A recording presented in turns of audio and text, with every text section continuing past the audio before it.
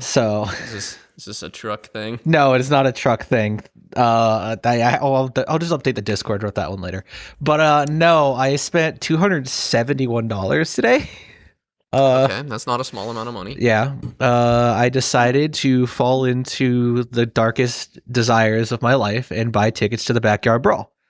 Okay, I was afraid Yeah. you were going to say Magic cards. No. Why would I buy Magic cards? That's All right, unlike me. I'll be the one to say it. What's Backyard Brawl? You know the Backyard Brawl? You don't know Nope. it? Hold, you went to WVU. I don't know what you're talking about. Listen, It's, I only know things I'm interested in. It's the not annual, but it's the WVU Pitt football game, and it's usually always a great time. I went It's 2 dangerous. years ago. I might come up for that. And you should buy tickets if you do. Is it at 'Cause WVU? Yeah, it's at WVU. But the tickets are like $500 or something no, crazy I like spent that, right? like $271 for one ticket. Yeah, that's They are that's not way more than cheap. I'm willing to spend. They're on not a cheap. football game. It's because they didn't What's the offer. date? September 13th. So coming up. I'm going to be at the Ren Fair that week. The only reason they're this expensive is because they did not offer them in single game tickets. They were only available if you bought season tickets. Oh, There was no other way of getting Backyard Brawl tickets, and it's still sold out. Like, Wow. Yeah, I mean, so for those who don't know, like the WVU Pitt football games are like, I mean, they're the stuff of legend. You know? a little background: the two schools are about 60 miles apart. There is no trophy. The rivalry is like 100+ years old. Never had a trophy. It is just 60 miles of pure, unadulterated hate. Like. It's also a pretty one-sided thing. Like I don't think the Pitt students know about it. No, it's actually one-sided for Pitt. But no, both sides care about it a lot. Actually, okay. I'm not even kidding. It's I just knew a couple of transfers from Pitt, and they didn't even know about the rivalry before they came to WVU. For a little bit, it was dead. Like here, we kept thinking about it because the last time we played it, one of the last times, it kind of left a bad taste in our mouths. But I don't want to talk about that. Like WVU students are like at totally unrelated games chanting "Eat shit, Pitt." Yeah, I mean that's just normal though. Yeah, It's I mean, a like very win or strong lose, rivalry. Morgantown will burn down that Yeah, night. Yeah. It's that kind of fervor. It's probably because like WVU going into their new conference didn't have any rivals, so Pitt was the only thing we could think about. Yeah. 'Cause again, we had nothing else. Like, why would we get into like a friendly rivalry with Iowa? You know, like that doesn't make any sense. They're so far away. So it's just naturally we gravitated towards remembering the one rivalry that they took from us. Boy, Well, that's gonna be a fun Boy, game. That's 2 weeks away. No, 2 weeks I away. definitely plan on coming up for that, and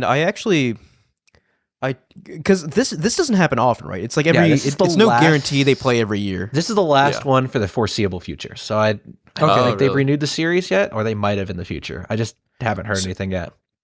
So my buddy might get a couple like comp tickets, and I'm really hoping he comes through because I don't want to drop like $270 plus. There's tickets on a going ticket. for dirt cheap, but like you got to be quick. You got to be refreshing. Yeah, I think my See, brother like that's the thing. Like copped one for $240. I really don't care at all about football, but like this is the one time I'll make an exception just because it's like so part of the culture of that town, and all my friends are the going to be atmosphere there. of a Pitt and that sort of game thing. is peak, honestly, because the stadium's full. Everyone stays till the end. No one leaves early. Right. Everyone's been drinking since 6 a.m. Like it's so fun. I went to every single football game last year, and I regret not buying season tickets this year because I probably would have saved $270. But I didn't have the money at the time. And plus, you know, like, again, this is coming from someone who doesn't know too much about football, but that whole controversy with the coach this year, I'm sure you know a lot more about that, Mike. Yeah, I remember. But I remember. I haven't heard any of this. But, well, the last time we lost, like the biggest loss to Pitt was his final year here, and he had kind of left the team all of a sudden at the end of that year to go to Michigan. So now that he's back, and I feel like if we lose this game, he's going to get strung up by his ankles. Oh, no. He might not live the night, honestly. So there's a lot riding on that game. Yeah, I mean, like, I know... I mean, football season has started at WVU, and they played the first game of the season last weekend, I went right? to the game and they like last crushed them completely. But it was like some nowhere school. Yeah, it's Robert in Pennsylvania. Morris, you know, it's from Moon Township, Pennsylvania. It's super small, but they got paid a lot of money to come here. Yeah. So it's a boon for their athletic program, keeps their football team afloat. But yeah, that's exciting. I mean, that's cool that you got tickets. I mean, if I don't end up getting tickets, I'll at least go to the tailgate and probably watch it from going to some Blue Lot establishment. is a magical experience. Describing Blue Lot is, imagine if a party was an entire hospital parking lot. that's the Blue Lot. A large hospital. A very right? large, Not a small like hospital. the biggest yeah. hospital in our region of West Virginia. So I think it's the biggest hospital in West Virginia. yeah, I believe it is actually. It takes up the whole parking lot. The whole front of the hospital parking lot is just full of RVs and trucks and drunk people. Which I never really got that, right? Like, what happens if, I mean, like, medical emergencies happen all the time? Or they just... they have, like, secondary but they're happening in lots. that parking lot. Yeah, the parking lot, they're right there. If you get alcohol poisoning, I guess, Ruby Memorial's right there. I mean, I know they have, like, a helipad and stuff so they can fly people in, but I think they also have auxiliary parking lots and everything. So yeah, parking lots are actually not super useful for medical emergencies. You usually would be in an ambulance for that.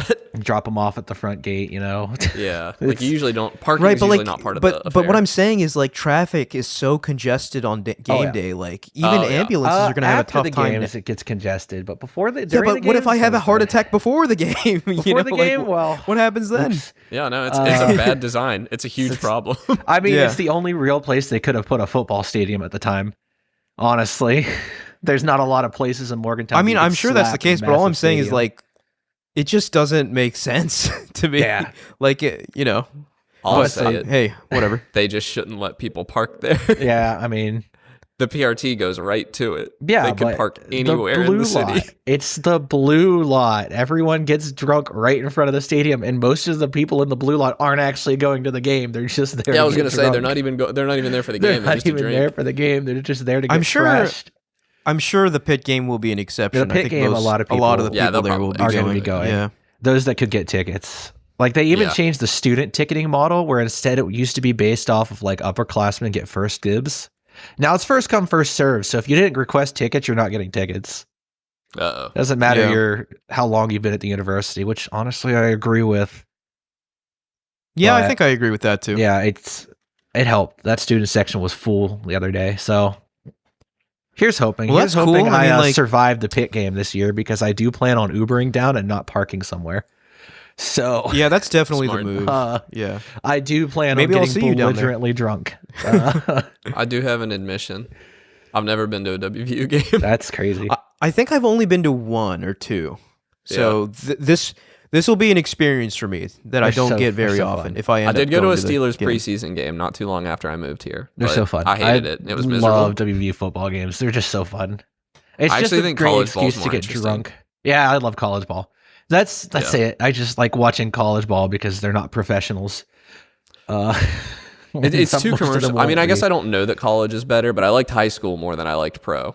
Pro is like, they're just constantly screaming nonsense on the loudspeaker, and like it's just too technical, right? Too many. They're like literally too much of a asking chess you to match. cheer, and it's like, shut up. I don't know. I don't want to do this. Like, I wanna sit even here. against like a nobody school, there were a couple moments where I was out of my seat. So Yeah. love me some football. My mental state will base off of this team for the rest of the fall. Right. Spoken like a true West Virginian. Honestly, I made the joke yesterday. I should be used to heartbreak and disappointment because I've been a West Virginia football fan. I should just be used to these feelings. They're normal. Hey, at least it's not the Browns. Yeah, at least I'm not a Browns fan. But I got a question before we move on. Ahmed, Yeah. is that N64 controller out on your couch for set dressing, or were you actually using it? It's set dressing. I literally saw it like moments before we started recording. I was like, "Oh, that'll look nice in the camera," and I just put it does. there. is it It works. I wireless noticed or it. is it just This there? is one of the it's wireless. It's the Switch one. You know, they make they made That's the weird. for the retro games. That's crazy. Just so but- everybody look at it, knows, you know, this look at is that my shape. actual house, and this is how it looks all the time. Yeah. yeah, I still have yet Such a to hang weird my posters controller. up behind me to make Yeah, this room more lively. Have you seen? Well, I do Wait, want let to me- put a poster up like right there. that's a good idea. I think that would be. I a good idea. gotta make that wall not white. I gotta put some color in the room. Get some LED lights again. Because like Connor, your space is totally. You don't have to touch it, but like the Right. way yours is set up is that you get a full view of your apartment. It's Because a like lot. your Yeah. your desk is like facing your apartment, whereas like me and Mike, our desks are set up in like a corner of the apartment, so you don't really have much of a view of anything. You can see my bed.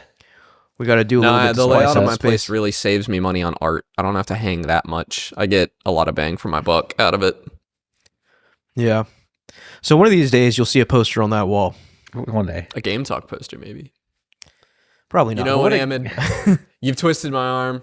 I'll get you a Perspectrum poster to put to hang up. Thank you so much. Yeah. What would a Game Talk poster even look like? Like what poster? Just the logo. Just blown up. Get like a neon sign of our logo. Just put it behind you. Oh, that could be fun. That could be that could cost you a lot of money. Actually, yeah, that could look good. Yeah. Yeah, it would look good. Ideally, though, I would like something that modular, right? Like I want to be able to like hang up different. Like if I just put a nail in there, I could hang up different posters on different days. Maybe keep it like a rotating wall kind of thing. You could do like Displate. Not sponsored. Yeah, Displate's pretty cool. But I'll figure something out. You just edit something in there. Like, you get that display poster in the MeUndies. Fake poster. Just along with your like put like a JPEG box. like right there. Just like a JPEG. Yeah. No. Banjo-Kazooie. Man, they were raking us over the coals. Oh, yeah. Yeah. Everyone's got their opinions. I mean, Connor was getting raked over the coals. It was very unfortunate. For what? I had StarCraft not liking Banjo. RTS. Oh, well, yeah, you were kind of getting a little raked. No, notice nobody said anything bad about Sonic Adventure. They only had nice things to say about StarCraft. Only nice things about StarCraft. No one said anything about Sonic. Nobody even mentioned it but me. I don't think about you at all. Exactly.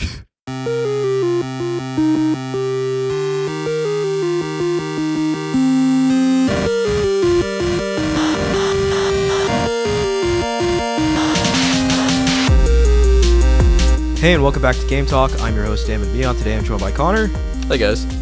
And Mike. Hello.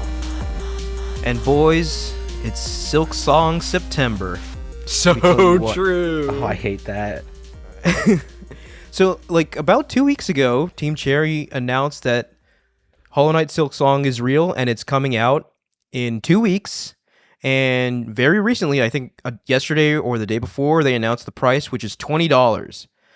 So I think there's a lot to talk about here. This game coming out, the reaction to this game coming out, the reaction to the price. Some of the reactions I think are a little silly, but we'll get into that here in a bit. But this episode is being recorded 2 days before Silksong comes out. It will post, I think, a few days after Silksong is out. And then the following week, we will do an episode about our thoughts on the actual game. But for now, we're going to talk about everything surrounding this game. So let's just start off with the fact that Hollow Knight Silksong is real, releasing in 2 days. Yet another massive game coming out in 2025. So, something crazy. I don't know if you're experiencing this, Amit. I know Mike doesn't care about Silksong. Yeah. But 5 years ago, when I thought this game was coming out soon, I was like impossibly excited for this game. I was so hype. Hollow Knight was one of my favorite games. Now, I believe I played Hollow Knight in 2018. That feels right. Yeah. So it's been 7 years. I'm gonna play Silksong. I'm not like bouncing out of my seat, excited to. Are you do telling it. me that you're not a true Skonger? I'm not a true Skonger. That's this crazy. happens to me with hype. Like if something takes too long, it just falls off my radar and I don't care anymore. I think the amount of like Skongers who are just going just absolutely insane over the hype. I just feel like nothing can deliver to that. I don't think you can deliver the amount of hype I enjoyed that like, more than I think I'm gonna like. I don't know. I haven't played the game yet. The game could be like the best game of all time. I am going to go in with an open mind. I'm looking forward to playing it. But the I hype, think the meme was more fun to me than I was actually excited for the game. The meme that like every Nintendo Direct we got excited for Silksong and then got disappointed. Okay. Like, I'm going to be fully honest. Part of me really hoped that Silksong never would have come out and that it would have been like stuck forever because the meme would never die. People would be going nuts for centuries. Yeah, it's Half-Life 3. Yeah, You'd have generations. Part of me did believe that. You know, it had been so long, there had been such a lack of communication. But there are reasons for that, as we'll get into later. But like, in terms of how I feel about the game, I mean, until it was That's all actually right. announced to be coming out in 2 weeks, right? I didn't care at all. Now I'm Yeah. very excited. You're really hyped. Right? Like So they got you back. yeah, like the announcement got me back, right? Like Hollow Knight I played through once and I basically never touched it again after that. So it has been 5 Did you plus do the DLC years. and stuff? Was that out yet? I did some of the DLC. Okay. There were still more coming out after I played it. So I haven't played all the DLC. But Hollow Knight is like one of the best games I've played in my life. It's amazing. I think it's incredible. And this game originally was going to be a DLC, but Team Cherry had too many ideas. It blew up into a sequel. And this is just their second ever game, right? And I guess we'll see now if Hollow Knight was a fluke or if this team really has the sauce. I'm leaning towards they have the sauce. I think this game is going to be incredible. I think it's going to be good. Hollow Knight's just such a hard thing to live up to because there's so much world building, as in like literally describing the world in Hollow Knight that means quite a bit to me, that you can't do twice in that world. Like we already know what Void is, more or less. We already know quite a bit about this world in regards to how its fundamental structure works. And I'm curious if they can build on that in a way that is as satisfying as discovering it originally I mean, was. in a lot of ways, they're kind of facing the Breath of the Wild Tears of the Kingdom problem now, where the first game comes out, breaks new ground, it's a masterpiece. Just judging by what we've seen of the game, the Silksong, the sequel, and granted that it's not much, but judging by what we've seen, it just seems like an iteration on that, which is totally fine. Yeah. But like, can it capture us the same way Hollow Knight did? I don't know. But even if, like, to be fair, even if it does feel like a DLC, like just a really big DLC to Hollow Knight to me, and maybe it doesn't have any groundbreaking stuff, lore-wise or anything, which I like, if it's just more Hollow Knight for $20, that's fine by me. I'm happy. Like more atmosphere, more all of it. I do think Hornet off the rip is kind of a less interesting. Or no, that's not even true. Hornet is a more interesting character than the Knight is, and I think that's like almost a negative because one of the cool things about Hollow Knight was how blank a slate the Knight is. Right. I think I feel the same way too. But you know, like they said something like 100 plus new enemy types, all these new NPCs, new locations to explore. That's the thing I'm most excited about, exploring in Hollow Knight. Yeah, I mean, maybe it felt almost as strong to me as exploring a Souls game. That's how that's how good the exploration was in Hollow Knight. No, I would say your worst case scenario is that this is like an A tier Metroidvania. Like that's like the absolute worst this game could possibly be. And plus, I mean, let's just get into why it took so long, right? So Jason Schreier did an article on this, and spoiler alert, turns out they're just really wealthy now from the success of Hollow Knight and felt no time crunch, no pressure to complete the game in a timely way. They had fun making the game, right? Which is a beautiful thing to see, right? Like in this, capitalism-driven world we live in, a lot of video games don't get made this way. 90+% of video games don't get made this way. Even indie games are often under the constraint of time and budget. But Team Cherry, they're fortunate enough to be free from all of those shackles, right? There are only 3 people. Hollow Knight made them all multimillionaires. And so now, if they wanted to, they don't really have to work another day in their life. They're making this game because they want to, not because they have to. Just to talk about the level of millionaires they are now, like Hollow Knight, when Silksong was announced, had sold, I think, 2.8 million copies, something like that, a little under 3 million copies. And that's like a lot for an indie game. That's an absurd, that is rich. Like they could have lived the rest of their lives on that money probably because it was like 4 developers or 3 developers.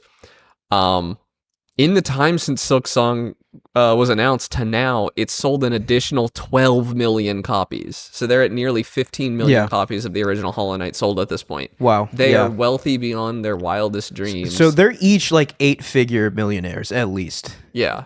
So which is why, like, I don't know, I saw some rumors that people thought Silksong was going to be like $40 or something. Like they were going to charge a lot of money for this game. And I just like, why would they do that? They don't. Yeah. Like, I don't know about you guys, but once I'm an 8-figure millionaire, money doesn't exist to me anymore. I don't Right. even think about Yeah. it. No, well, that's another angle in all of this, like the price, which I think is an incredible price. $20. They could have easily charged double that, and I would have paid it. You Yeah, know, especially for sure. after Hollow Knight. I know what quality of game I'm getting, but no, they kept it at $20, and there's a lot of discussion around this price. Like Do you some think it's indie, too much? well, no, I mean like some indie developers are saying now my game is going to get compared to Silksong, and I was planning on pricing Oh. it more. You know, so it is kind of Make a better stirring game. things up. But see, that's my viewpoint on it too, right? Like I was wondering what you guys would think, but like there was all this hemming and hawing of like, oh, they didn't give us any lead time for it. Now I'm gonna have to postpone my game. Oh, they're charging $20 for it. That's gonna devalue my game. But I'm just like, Nah, not that's they've nonsense. earned all of that. They've earned every single bit of that. You know, they can come in and be like, we're doing this in 2 weeks, and we have the Yeah. power to do that. You know, Yeah. like, and you have to react to that. You know, I don't know. That's how just I have, feel about I have it. beef because I don't like any part of that. I don't like the idea that indies are competing with indies because I really don't think that's the case. Indies help indies. Like if people play Hollow Knight and love it, and this is like for many people, you know, at 15 million, that's people that probably a lot of them don't play a lot of indie games, and this is opening their eyes to the world of indie gaming. And now they might look at your game and when they wouldn't have before because they've seen that a 4-person team can make one of the best games they've ever played. I just think the idea of indies devaluing each other and that level of competition, I think it's so cynical. I think it's a pointless thing to say. I really just don't agree with that mindset at all. So I agree with you wholeheartedly, but the reason I brought up this point is largely because this article I just sent you guys, and I read the title of this article and I thought it was completely absurd. The gaming industry deserved more lead time before Silksong. And it makes a lot of the points I articulated just a few minutes ago, right? Like indie games are getting hurt by this, and like journalists don't have time to review it, and they have to clear their schedule for September now because they weren't warned of this. And I'm just like, this just all screams of kind of like entitlement to me. But I guess there is an angle to where they're like, okay, this is your job. But at the same time, it's just like, if you feel that strongly about it, then just don't cover Silksong. You know, cover the games you were originally going to cover. I don't think Team Cherry owes anyone anything, right? This notion that the gaming industry deserved anything, I think, is just silly. Yeah. It is also guerrilla warfare. Like they're releasing the game at the time they think it's going to sell well. Like it's still a money-making venture. They don't owe anybody, like you said, they don't owe anybody a bigger release date. Everybody thought they were just going to shadow drop it one day. What were you going to say, Mike? Yeah. But like I agree with all these points, but it's almost this, I guess, is the modern games industry having to make a buck off what they cover, so they have to cover the most popular game. Just write about another game, though. Yeah. Like, Silksong's not going to be the most popular game that's going to come out at one given time. There's like a dozen other games that are releasing in the same week. They Right are about releasing them. the same week, but I think Silksong probably will be the most popular game of September. Yeah. Like, there are some big games coming out in September, but like, this is a game people have anticipated for a long time. But I agree with you in that, like, it shouldn't matter. Yeah. You know, like, they dropped this game, and you either cover it or you don't. You know, like, you're not owed advanced copies. You're not owed lead time up to the release date. You know, like, these things are not Team Cherry's problems. They're your problems, and Yeah. you should be the ones trying to figure out solutions rather than play the blame game and it's the blame same issue you Silksong. get. Like, you know, Call of Duty comes out in October of every year. And at this point, like, why would you get mad when a Call of Duty comes out in October? You're going to write about it. There's other games that come out in October that are generally better than Call of Duty. Yeah, there's never a complaint about that. Instead, it's... They're also just missing this guy. I mean, I'm sure that this person understands games journalism. I'm not going to suggest I know their And field it also better than could them. be that this article was written solely for clicks. That's like extremely possible. And if that's the case, they've accomplished their mission. Yeah, but yeah, go ahead. the other end of this is like, what they're missing is like their view of this is, oh, all these poor indie developers have had to reschedule their release to avoid Silksong.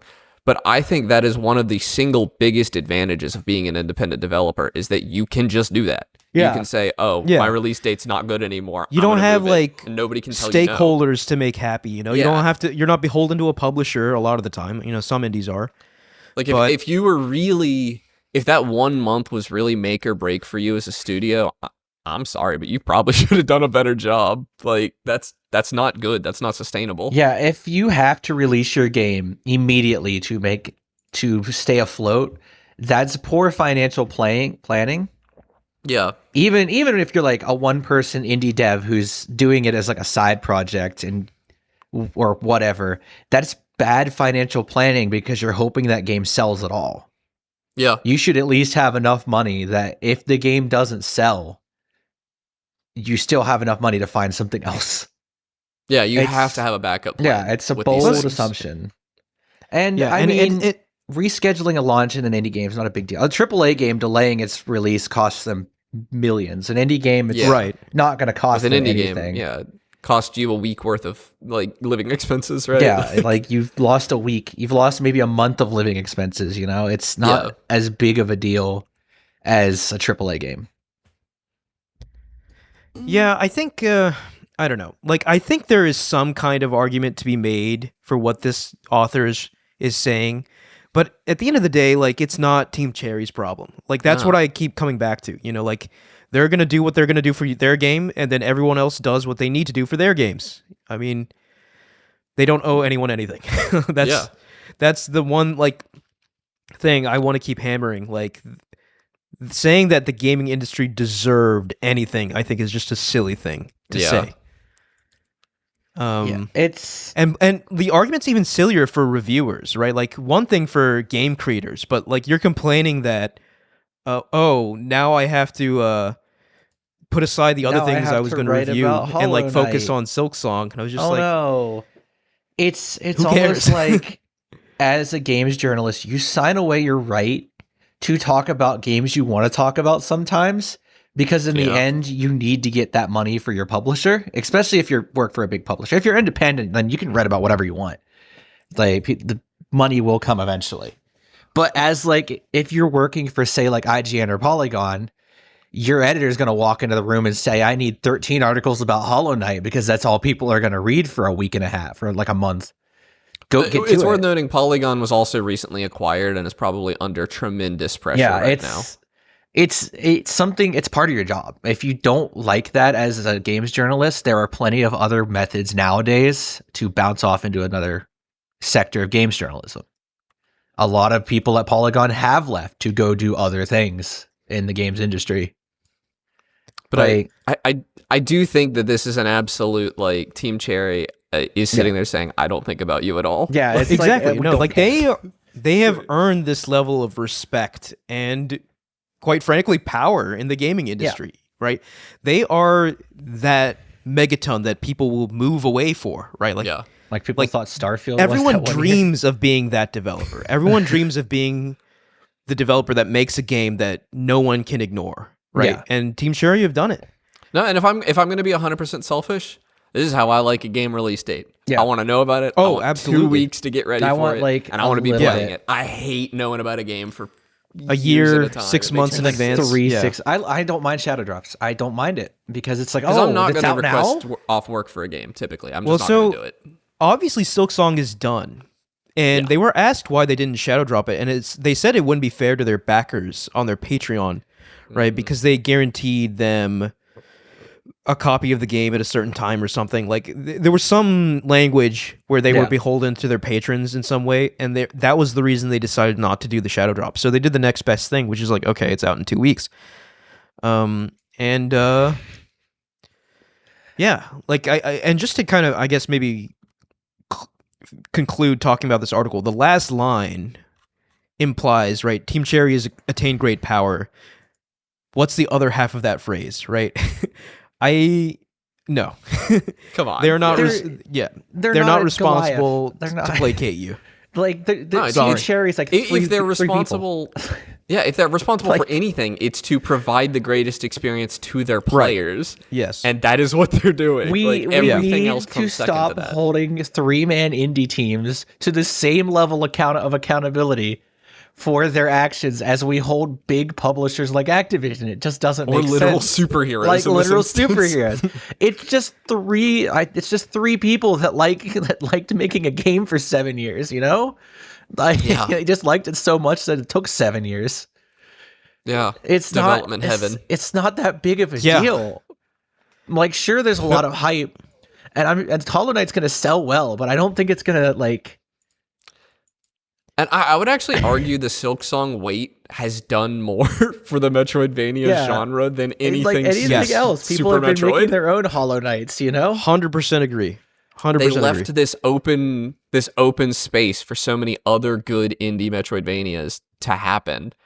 Now And here's the like real question. like Polygon's probably written a dozen articles that I'm making this up. It may not be Polygon, it may be some of the like Game Rant or whatever, but it's like waiting for Hollow Knight Silksong, play this instead, and it'll be like Axiom Verge 2 or something, and like they're part of this ecosystem and they know their place in it and they're doing a good job. It's now the real question is: do you think Hollow Knight will steal Game of the Year from Claire Obscure? No, that's insane. It will. I Hollow think Knight it- be in the conversation. Hollow Knight might I get thi- indie game of the year. I think My Indie Game of the prediction Year is for them, Hollow Knight yeah. Silksong will be the second best game released I this think year. I That is think my they're prediction. shoo in for Indie Game of the Year, and it'd kind of be foolish to try to throw them into Game of the Year Yeah. because I mean, Hollow Knight didn't just win Game doesn't- of the Year, yeah, right? I mean, Did it what not? did? What year? When did Hollow Knight come out? 2018? 2018. Hold on, I think it was 2017. hold on. Let's see. Hollow Knight release date. Yep, you're right. 2017. And I think what won 2017? Rewards. Breath of the Well, Wild. I don't right? know what won, but I know it should Awards. have been. It won. It didn't win anything. Yeah, Really? Breath of the Wild won Game of the Year in 2017. Yeah, that makes sense. It was nominated so- for Best Debut Indie Game at the Game Awards and didn't win. What did? That's crazy. Hold on, what did win? I'm looking. What won Indie Game of the Year? What This- came I, out? I feel like this is a case of like maybe it just Cuphead. took a while for people to understand how that's brilliant such a Was it Hollow bad Knight was. take in No, it wasn't retrospect. I mean, Cuphead's Cuphead. good. Hold on. Debut indie game. Oh yeah, Cuphead. Cuphead won. It was going up against Slime Rancher, Mr. Shifty, Golf Story, and Cuphead. And honestly, yeah, Cuphead's tough good, year. but it's not Tough Hollow year. Knight. I really think Hollow Knight is one of those games where like its legend has grown with time. yeah. 100%. Right? Like I I think if these same games duked it out today, I think 100% Hollow Knight would win. Well, it's also worth pointing out, I don't think it came to Switch until 2018, and that's when a lot of people. Yes, hopped that's on. when I played it. Yeah. That's Yeah. when I played it. Yeah. it's not and even by the way, like it hasn't even won like an anticipated game awards, which is weirder. But Most anticipated game. Well, Yeah. for the longest time, that was Elden Ring, right? Like when we open this up to talk about all games, including AAA games, the equation changes a little bit. But like, Yeah. make no mistake, this is one of the most anticipated games ever. yeah, this is this is the and I massive think- hype around I think it. the sales numbers are going to blow people's minds, even Yeah. with accounting for PC Game Pass and Xbox Game Pass. I think this game is especially with I'm probably gonna buy costing this, even though it's $20. on I don't You think know? it's going to be Game of the Year. I definitely don't think it's going to be up in the caliber of Claire No. Obscure and the other greats that have released this year. But I definitely I think think it's it's probably possible. going to be one of the best indie games of the year. I also And think that's it's why we possible. It have is. a- we- yeah, why I we do have have a to point out, category Claire for Obscure indie is an games. indie game. Yeah. Yeah. It's it doesn't feel like it, but No. it is, It right? is. It's a is. double A. Yeah. It's going to run for Game of the Year. It's not going to sit in any Game of the Year. Yeah. And I think that's why we have that distinction, because a game the size and scale of Claire Obscure is just by its sheer nature is just going to be a bigger and better game than Well, not Hollow to Knight could be. not to argue with you, because I agree with you. Yeah. Clair Obscure is my favorite game, but Hollow Knight Silksong could very well be a longer game Yeah. to beat than Clair Obscure. like Yeah. Let me look at my numbers on. if the you original- talk like if you look at that Jason Schreier article where he interviewed them about like why the game took so long, they said things like, "Oh, we just kept thinking of things to put in the game." That's crazy. Like the scope just kept growing and growing. We're like, eventually they had to just cut off all ideas, because if we thought of a good idea, we thought we had to put it in the game. That was their mentality making this game. So Yeah, which this is game a is beautiful thing. filled to the brim with their wildest fantasies, right? So and they had to cut off the creative flow to keep the scope manageable. Yeah, So I they have more have hours packed in this Hollow game Knight full 1 of than stuff. I have more hours in Hollow Knight 1 than I have in Clair Obscur. I have Yeah. 50 hours in it. So Yeah. So in terms of scope, yeah, it could be longer than It could be. especially because the original Hollow Knight, one of the things I think it does so well is that when I just wander around and I'm like completely lost on a Metroid game, it makes me mad. I'm like trying to figure it out, but I get mad eventually. Something about the atmosphere in Hollow Knight, it just felt like what I should be doing. I think their world design was also such that like you could really fall down some rabbit holes and Yes. end up in some strange places. Yeah. And like it's so exciting, right? Thinking that this is their second game. Like, Yeah. what have they learned from making Hollow Knight and applied to this game? Yeah. That's what excites me the most, right? Like, how have they leveled up and applied that to? I mean, we to can look Silksong? even at some of the footage we've seen. I don't know if you guys have watched it, but I've like almost avoided all footage of this I've game. seen very little. But I do know Hornet's moveset is significantly more complex than the Knight's was.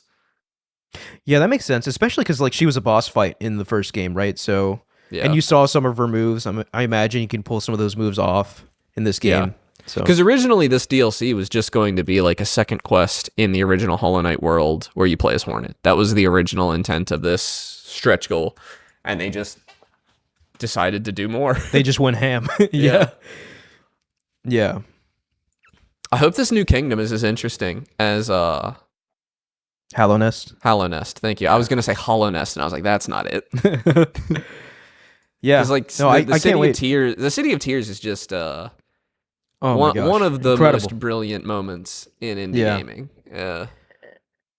I think you could just say gaming. You don't even have to qualify that with indie gaming.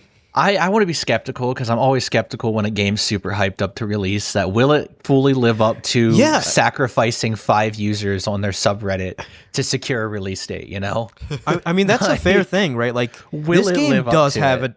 a tremendous amount of hype, like an ungodly amount of hype behind it. Yeah. So, like, it could very well be a 10 out of 10 game and still disappoint people, which Yeah. I hope doesn't happen. But I think the mythos that people have created around Hollow Knight, or around Silksong rather, is bigger. It's like the mythos that people created around Half-Life 3.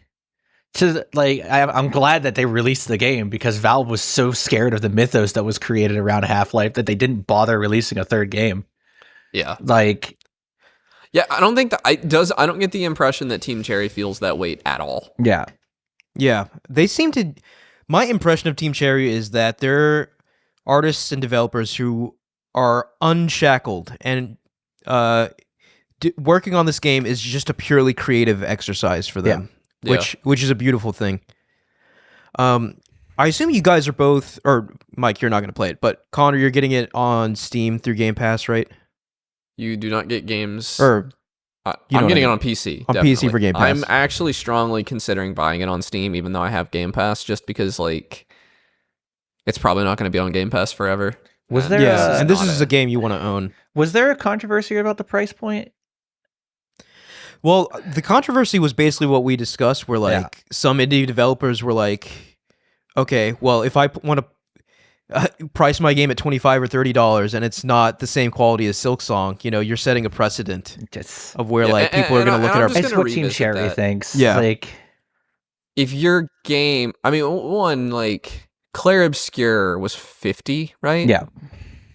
And that's what a $50. I mean, frankly, it could have been $70, and I think it would have been fine. Yeah, I would have but, spent 70 for that. It's a lot. It's but that's very quality.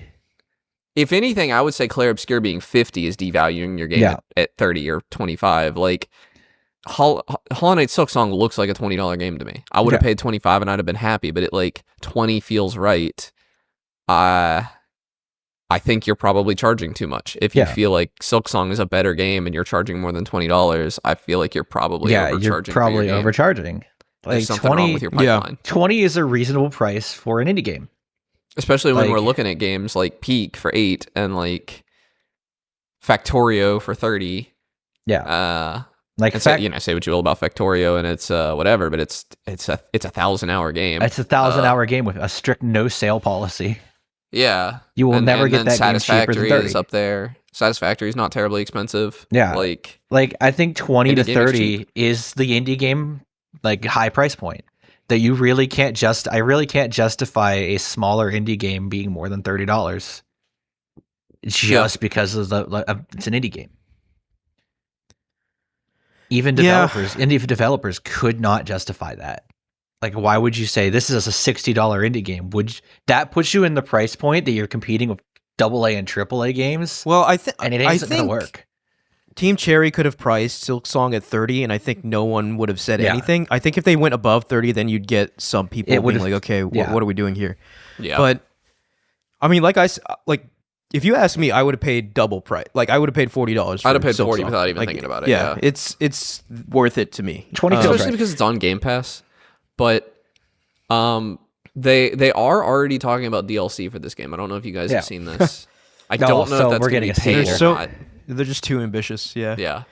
The DLC is going to morph into a third game. So we're getting a third game, is what you're telling me. Yeah. We're not getting DLC for Silksong. We're going to get Hollow Knight got Silksong 3 2. free DLCs that were all pretty substantial. It got the it got the Grim Troop and it got the Pantheon of the Gods. I don't remember what the third is. It was supposed to be Silksong. Was but I think they're Radiance part of the Pantheon of the Gods? Was what? Radiance? The Radiance? Yeah, the Radiance was part of the Pantheon. I don't remember. I swear there was one before the Grim Troop that was like kind of small.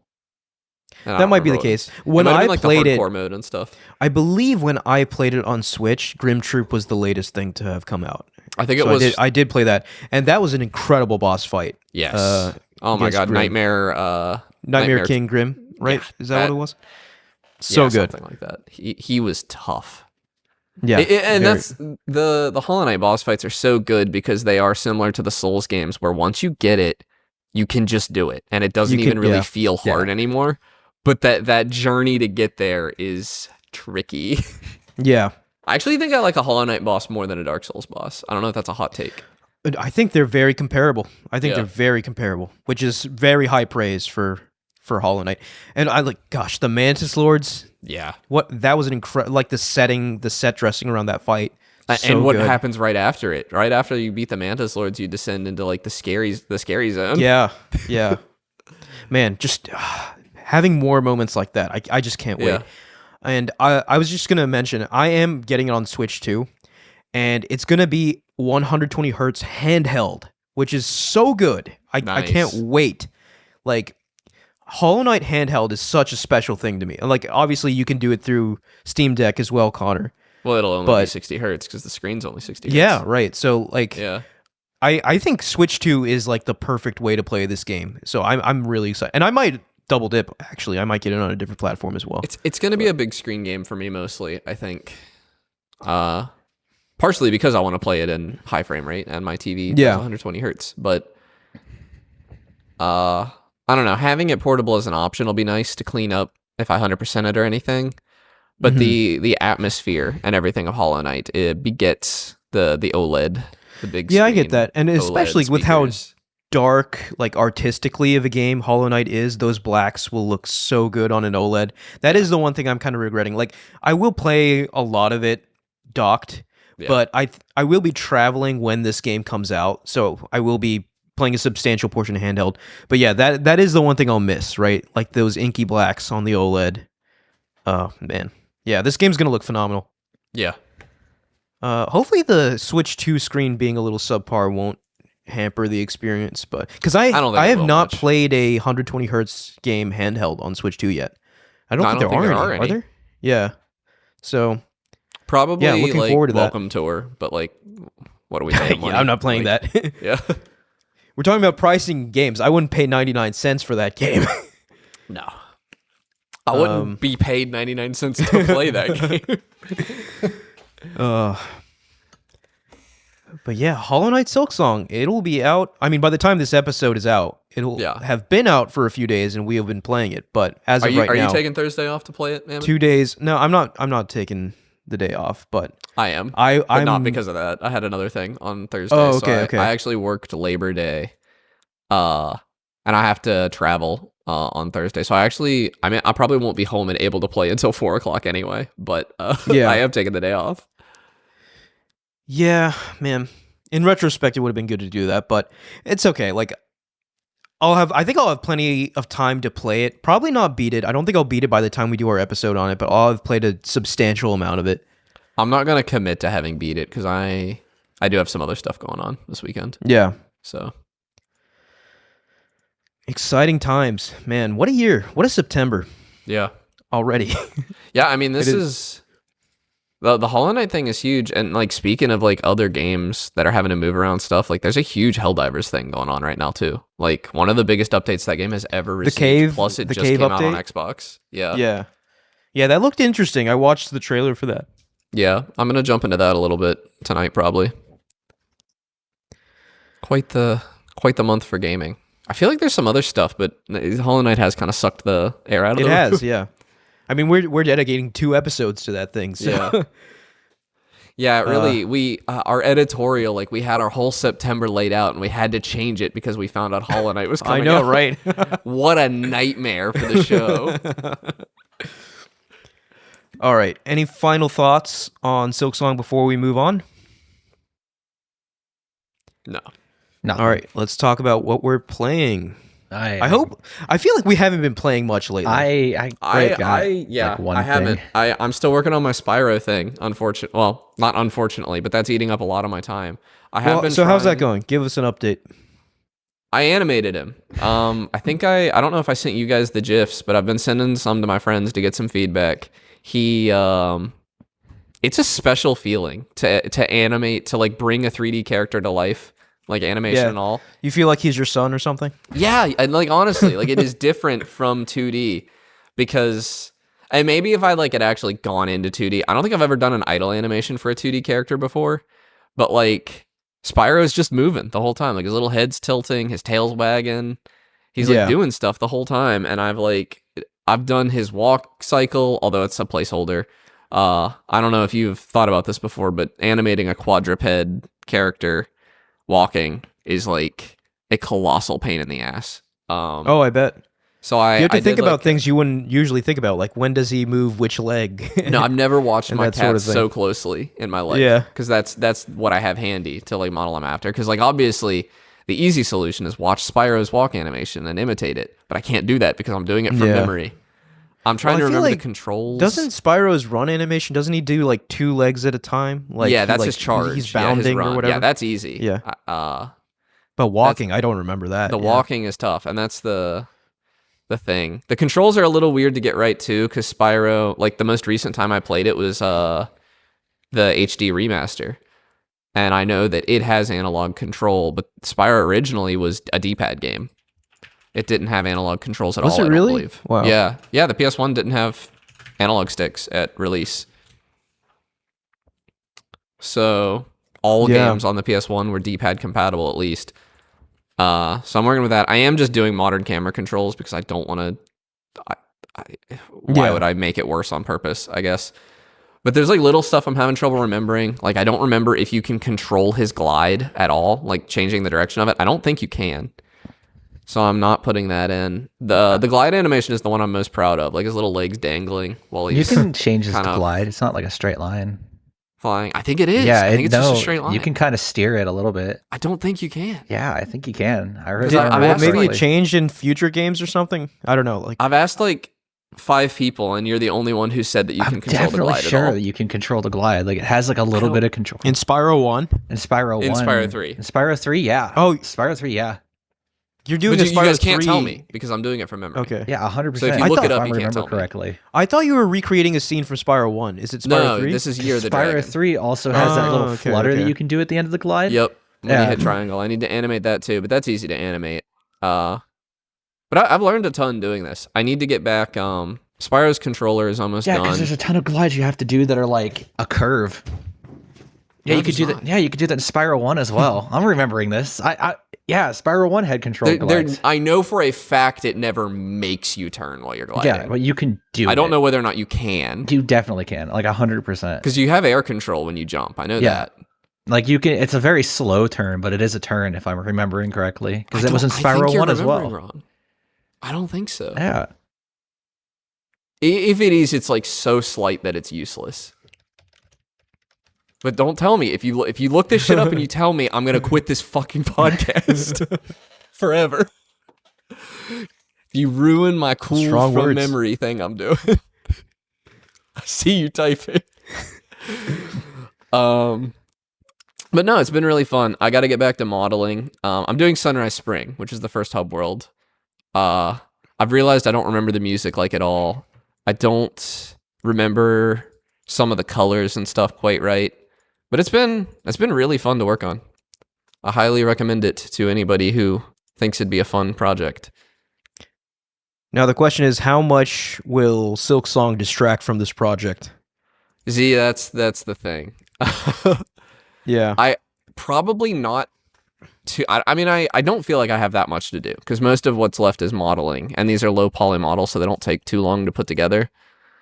I'd like to be done by September 12th is my current like soft deadline because I'm doing Godot Wild Jam with some friends, Yeah. and that starts September 12th.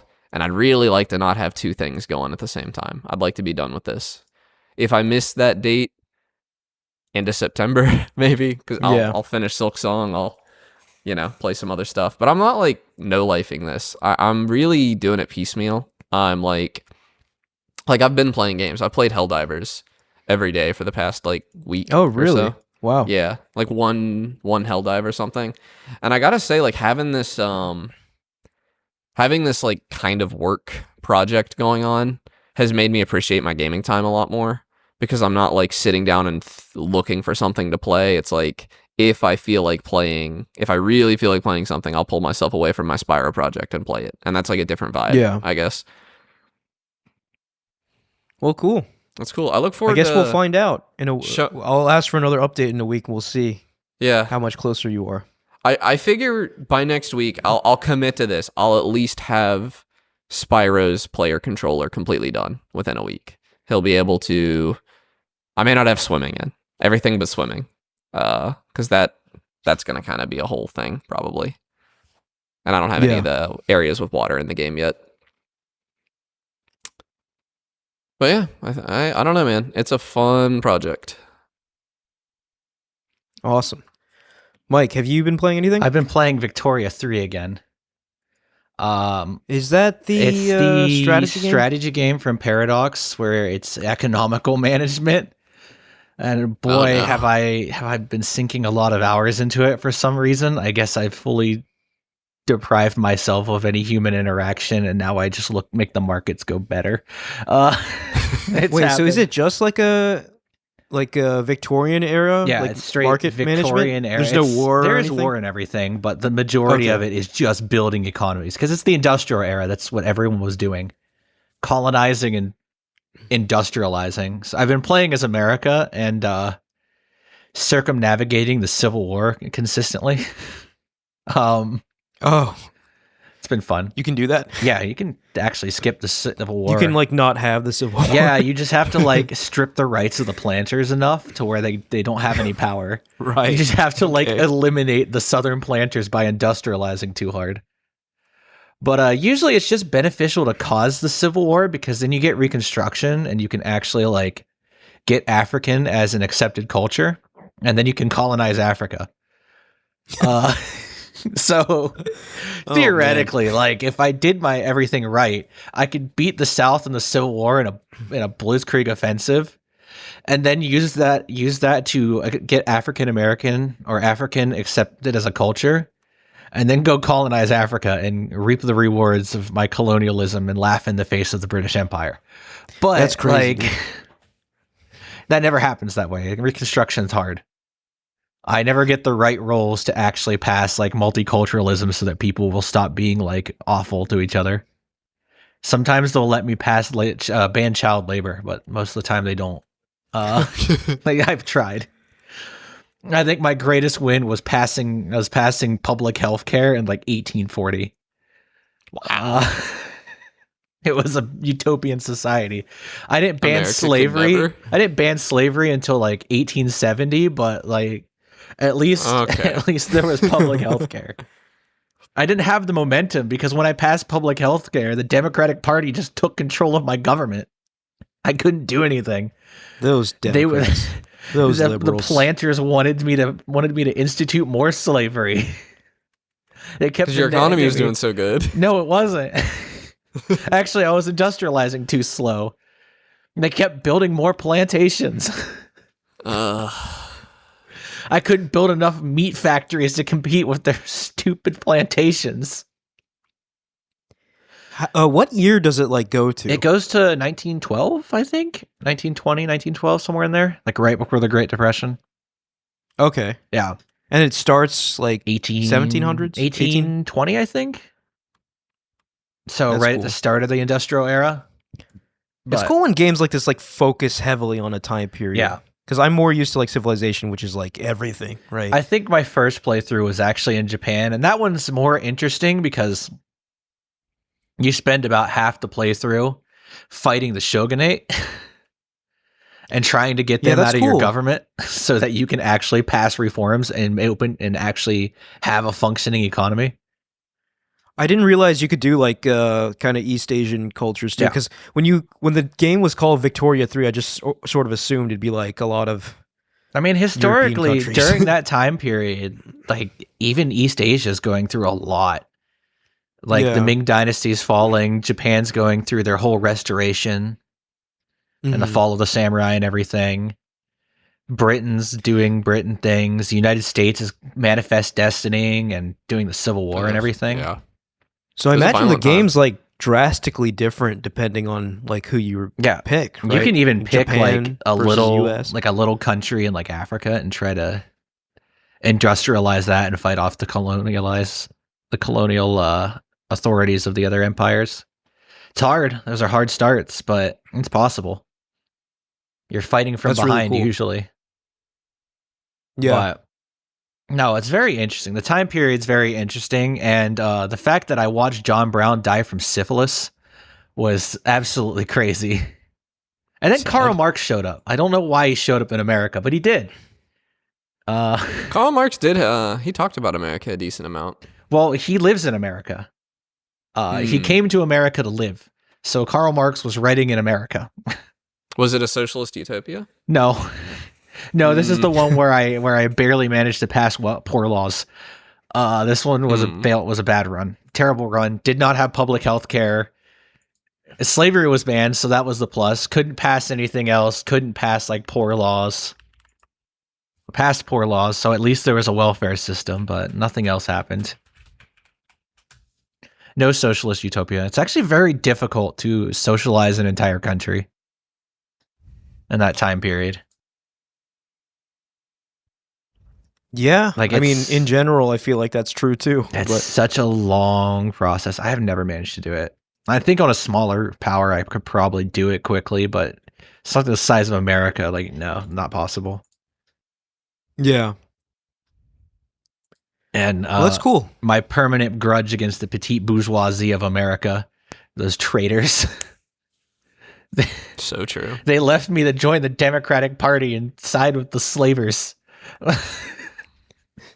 They got Too mad real. You were because forced I into it. passed It's a not your welfare fault. system. Too real. They're awful. They're evil. I hate them. There's so much in my way.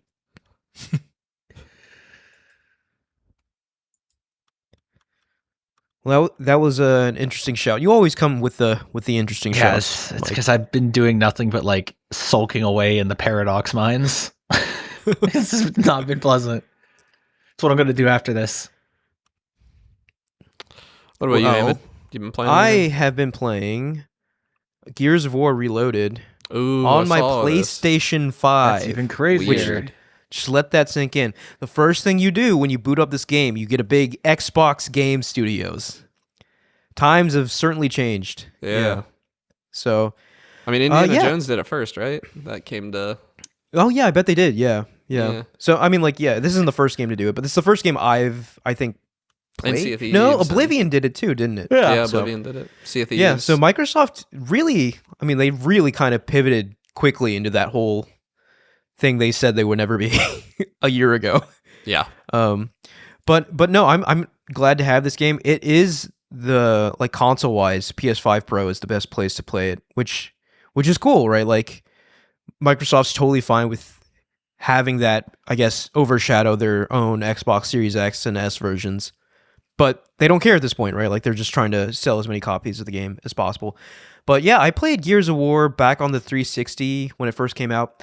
Back when it was developed by Epic. Remember Epic Games? They used to make Gears of War before Fortnite. What? Fortnite. Yeah. That's crazy. I didn't know that. Yeah, you didn't know that? Yeah. So Epic Games was really well known for Gears of War, right? Like that's what they were known for.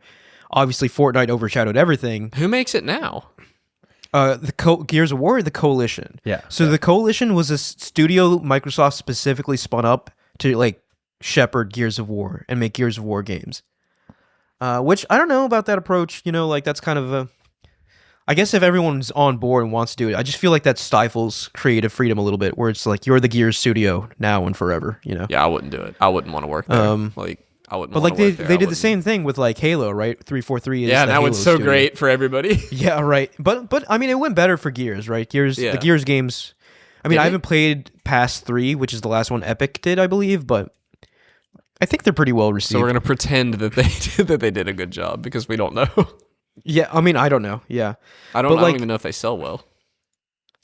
I mean, they are one of Xbox's like most popular franchises. Yeah. But in the larger context of everything, I don't know what that means. But Gears of War, I mean, like rewind back to 2006, Gears of War comes out. It was pretty revolutionary, right? Like a lot of games after this point took a lot from Gears of War's third-person shooter and cover mechanics that it kind of pioneered, right? Like Uncharted took a lot from Gears of War. And back in the day, right? Like it was a looker too, right? This game comes out is like one of the benchmarks for graphics of the time. And every time a Gears of War game came out in the 360 era, like Gears 2 and 3, it sort of was that again. It was like this is one of the benchmarks for console graphics.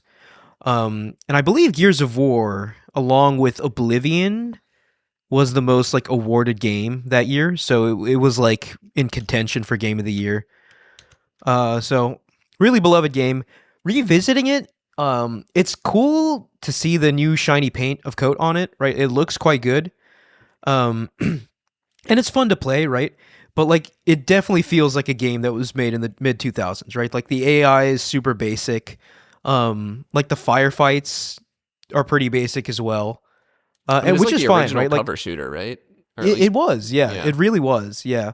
Like Resident Evil 4 kind of pioneered the whole genre, and then Gears of War really solidified some of the modern kind of tropes in the genre, I feel like. Like the whole cover system, like Uncharted definitely took from Gears of War. Like, Yeah. there's no question about that. But even one in thing Uncharted, I remember like a lot of the time you would find one good spot for cover and shoot, and you'd kill every guy without ever moving. And you can do that in Gears of War as well, right? Yeah. Like all they did was make this game prettier. They didn't tweak any of the gameplay mechanics or touch up the enemy AI or anything, which is fine, right? That's exactly how I like my remakes, right? I want to Yeah. feel like I'm playing the original game, just maybe looking more modern. And one thing about Gears that I forgot now that I'm remembering playing this game is that the cover system is very, very snappy, right? You hit a button and you instantly snap to the cover. Even if you're like a fair distance away from it, Oh, you I find remember the seeing closest footage of this. cover and yeah. snap to it. And it feels very satisfying to do. It can feel a little like, I guess, jerky at times if you're not like, if you press the button, you're like, and you suddenly like magnetize and stick to a wall. It's See, like, okay, I that's didn't really why intend to go I over really there, like watching people who are really good at Gears of War play the multiplayer. Because Yeah, it's like, that's a whole thing. like the most chaotic magnet like cover snap known to man, and people just Yeah. kind of darting around, snapping from cover to cover as fast as they possibly can, using nothing but a shotgun. Like that is spooky. Yeah, and I haven't even touched the multiplayer yet, which is also back, which is awesome. I think it's really cool that they brought the old multiplayer back as well. But I've just been playing the campaign, and I haven't even played for that long, maybe a couple hours. But yeah, I mean, it's Gears of War. Like, I think the premise of the story is interesting, right? Like, obviously, it's like your kind of stock invasion story, but I don't know. It's just like mostly a nostalgia thing, right? Like I played this back in the day on 360. I enjoyed it, but I never really I guess, fell in love with Gears the same way I did with a lot of franchises in that era. And I think that was mostly because at that point I was transitioned over to PlayStation and playing more games on there. But I see this as an opportunity to really get back into Gears, because I know Gears does have that kind of fandom around it. And like I said, the premise always seemed interesting to me with like the Locust invasion and E-Day and all that sort of stuff. So I think this is my gateway back into Gears. So hopefully they remake more of the games. Hopefully they also put those games out on PlayStation. And they priced this at $40, which I feel like is reasonable. Yeah. For a remake. Yeah. Yeah, a remake of a game, a 2006 game. So, yeah, enjoying it quite a bit, and I love the over the top violence. Right, like that's definitely something it kind of borrowed from Doom. Like especially like they have like that Lancer chainsaw gun weapon thing. Yeah. Where like when you melee an enemy, it basically like chainsaws them in half, and it feels very Doom when you do that. And yeah, I think Gears of War is a great game, a game that pioneered many games in the future, and being able to revisit it when it's shiny like this is a lot of fun and quite the throwback. I remember this game having like absurd proportions for its. Yeah, like the dudes are huge. Yeah. Like, does that very work in HD? upside down triangle shaped. I don't know, dude. There are times like when my squad mates are far away and the enemies are far away, I can't tell who's who. Like which one's like an alien and which one's, because they all look kind of similar. But that's kind of part of the charm of how absurdly buff everyone is, and how manly everyone is. What's the protagonist name? Dom? No, Marcus. No. Marcus Phoenix, sorry. Marcus Phoenix. See, that's the thing. Like, I even got the protagonist. I don't really, Dom is not in that it. invested Dom is in the somebody story. in Gears of War. He's your buddy. Yeah, he's the co-op. Marcus partner. Phoenix. Yeah, that's the guy. Marcus Phoenix. What a name. What a manly name. Yeah. Yeah. So, looking forward to playing more of this. Like, if I'm not done with it though, by the time Silksong comes out, I'm probably not gonna touch it for a long time, if ever. If we're being completely honest. Dropping a game for another game? Who'd have thunk? Right? Who'd have thunk? You know that meme of like Toy Story meme of like I don't want to play with you anymore? That's just me. It's with you video every games. time a new game Except comes out. it's not always going from like a game to a better game. Sometimes it's going from the best, like one of the best games of the year to Gears of War. Yeah, it's like I mean, Gears of War is good though. Like, yeah, but it's not as good as Donkey Kong Bonanza. Yeah, that's true. I just feel kind of done with Bonanza. Have you ever finished Tears of the Kingdom? No. Nope. That's Not yet. crazy. No. This has been He's years. never finished Tears of the Kingdom. He's never finished Donkey Kong Bonanza, which like I know Honestly. he's gonna come here and defend it at Game of the Year. Honestly. because I liked it considerably less than him. Honestly, it is a miracle that Emmett ever finished Expedition 33. So I will. Okay. Little graceful There was miracle. nothing going on. Well, no. But here's the thing, though. Like, make all the jokes you want. When a game of that caliber drops, that's all I can do, right? Like, when Expedition 33 dropped, I did not rest until I platinumed wasn't that game. coming out yet. Yeah. And I completed Expedition 33 way more thoroughly than either of you two. True. Yeah. All right. True. So It's In 'cause- very little time. It's because Silksong Yeah, wasn't coming out yet. You had nothing else to drop it for. no, I mean, like, even if Silksong was dropped like a week after 33 came out, like I would at not that point, yeah.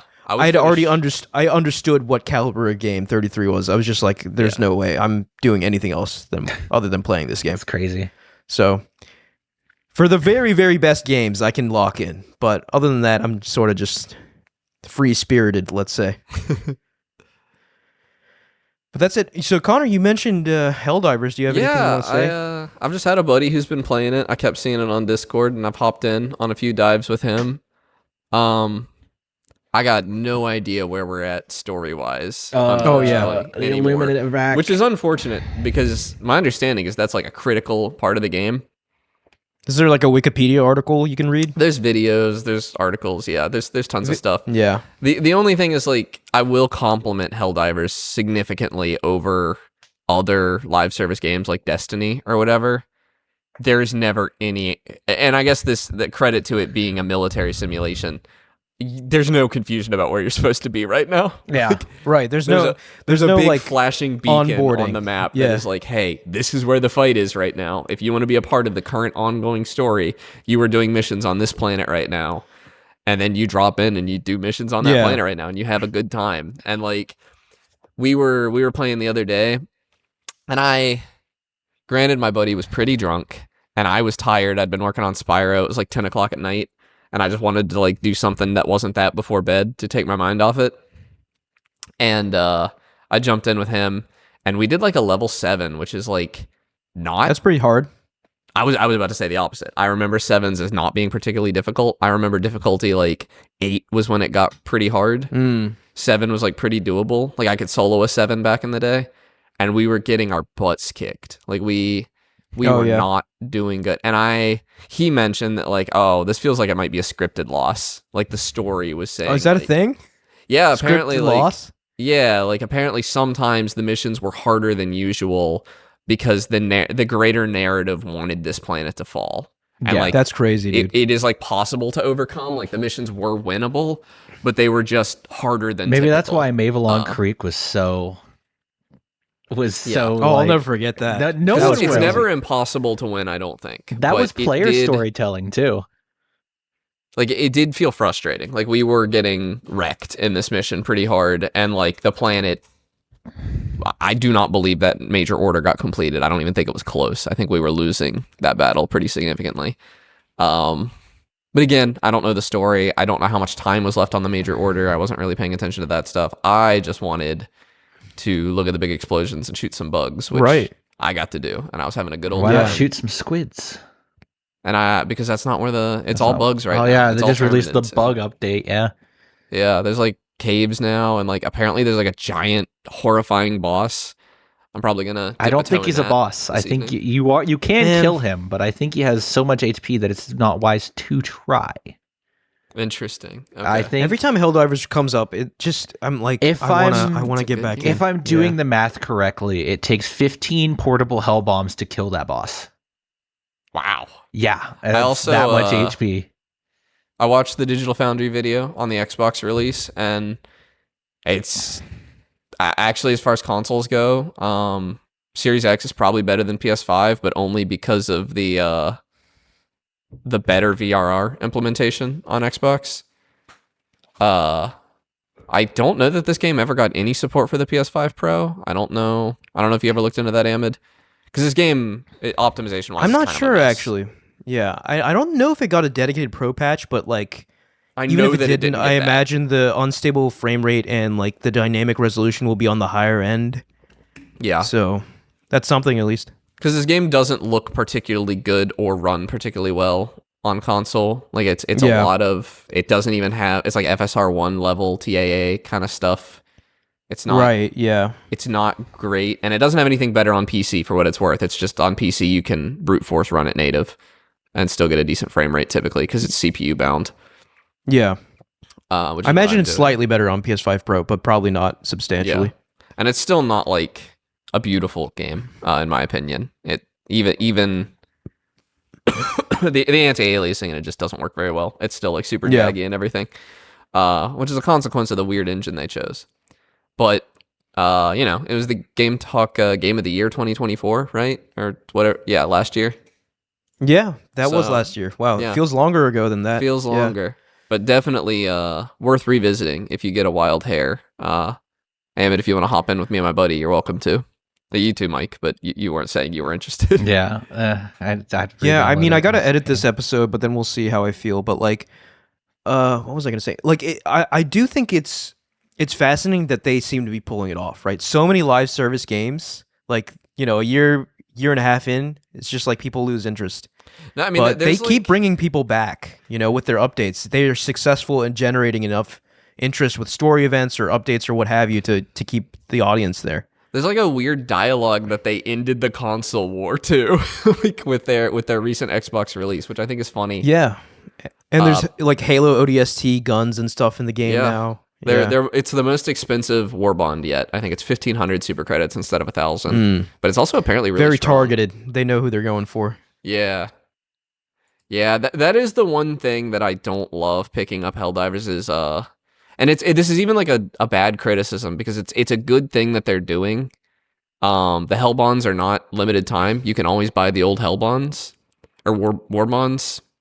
War bonds. You can always buy the old war bonds but there's so many of them now that I like get choice paralysis horribly when looking at them, because they're essentially a battle pass, and you buy them and you can earn super credits by playing the game. That's how I've always got them. I don't think I've ever paid real money for a war bond. But there's so many of them to choose from now. Like, I think I bought the Pyro one that has like all the napalm stratagems and the flamethrowers and stuff. And I don't know if I feel good about that decision now, because I don't ever use any of those weapons.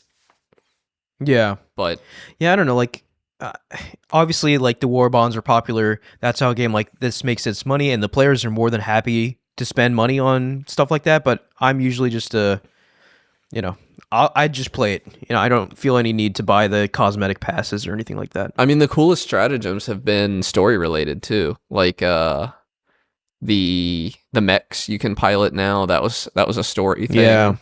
With a major order. There's a Jeep, like a Warthog, basically, that you can drive around now. That's They nailed fun. it in the sense that, like, if you want to have these paid offerings, they need to really be cosmetic. But they're not. Mostly. There's guns and stuff in Yeah, there. Like, there's guns that are actually really? really good. Yeah. But you can that's also right. earn them Yeah. through just But playing the game. So it's not really that big of an issue. Then yeah. that fixes they're it. also yeah. not like They're not side meaningfully grades, better yeah. than what you can get in the base game. Like there's some Okay, meta so ones they in they there, thread but- that needle quite. They do a really expertly good then. job, yeah. I've never read of anybody being pissed off about the war bond system, which Yeah. is crazy to me. Because the game does just Yeah. print out super credits, honestly. It does. It is pretty easy. I think you can get in like 3 to 5 hours, you can get enough super credits to buy. A war bond, which is not that bad of a... Yeah, that's a just not that turnaround. bad of a commitment. And then getting I mean, the merits Fortnite's the for same it's way. easy. I bought V-Bucks once 7 years ago, and I have still been able to buy every battle pass I want, just because if you play the game enough to warrant buying the battle pass, you're earning enough V-Bucks to buy the next battle pass. Yeah. Helldivers is very similar. It's just like, if you want to not, if you're somebody who doesn't have that much time to play, you can buy it instead. It's fine. Right. Good old The- Helldivers too. The guns are customizable now too. The guns like rank up as you play, kind of like in Battlefield or something, I guess. And Oh, you can, really? like, change That, the I don't think that sights. was there when I played it back. Yeah, in it's the day. relatively new. I haven't really messed with it a whole lot, but I guess it's kind of shaken up the meta, which is fun. Like the meta, like last time I played, the meta was always running the shield backpack, and I'm the only person running it anymore. I don't see anybody else running the shield backpack. They're all running like the jetpacks, or there's like a teleporting backpack now. Yeah, that one. And I see a lot of people running the stratagems that like place turrets and stuff. And I didn't think a lot of people ran those. Like those were very mission specific in the past, I felt like. And now it seems like people are just running them all the time. I don't know if they've boosted how often you can use them or something, because it seems like I've been running them too, and it seems like every time I want to use one, it's available. So Yeah. I don't know. I don't know what else changed. It's a very easy game to pick back up and have fun with, which I really appreciate.